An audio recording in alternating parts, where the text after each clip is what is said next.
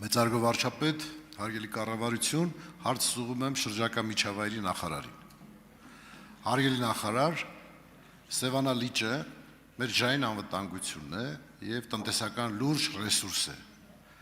Այն նաեւ ապահովում է մեր զբոսաշրջային գրավչությունը մեր երկրի։ Այս իմաստով վերջին տարիներս լճի որոշակի հատվածներ մանրակալել են։ Իմ տեղեկություններով 2024-25 թվականին այդ խնդիրը բավականին դրական զարգացում ունի, համեմատաբար ավելի քիչ հատվածներում են այդ կանաչելը, եւ ցանկանայի դուք նշեք, թե 2026 թվականին ինչ կանխարգելիչ գործողություն ենք կատարում, ինչ ծրագրեր ունենք,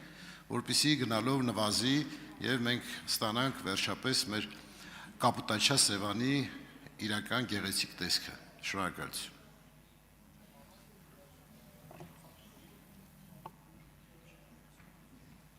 Հարցին կպատասխանի Համբարձում Մաթևոսյանը, շրջակա միջավայրի նախարար։ Խնդրեմ, համեցեք։ Շնորհակալություն, պարոն Բաղդասարյան, ուզում եմ նշել, որ Հանրապետության վարչապետի կողմից կա հանձնարարական, որպեսզի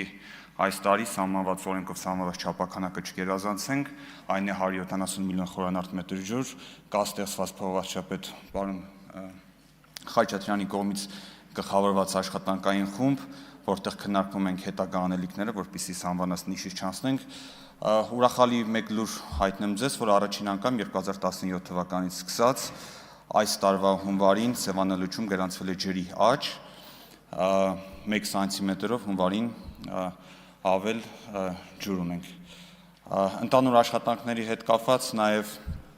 կոյուղիների մաքրման եւ առհասարակ կենցաղային աղբից մաքրելու նաև ծրագրային մի շարք պրոյեկտներ ունենք, որոնք նույնպես կառավարությունում են եւ քննարկում ենք։ Ընդհանուր գնահատականը կազմում է մոտավորապես մեր գնահատմամբ եւ Ասիական զարգացման բանկի գործընկերների օգնությամբ արված ուսումնասիրություններով կազմում է 270 միլիոն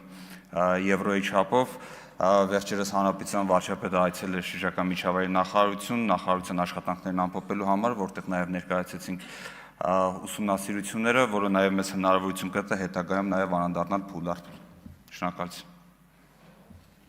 Արձագանք։ Շնորհակալություն պատասխանի համար, պարոն նախարար։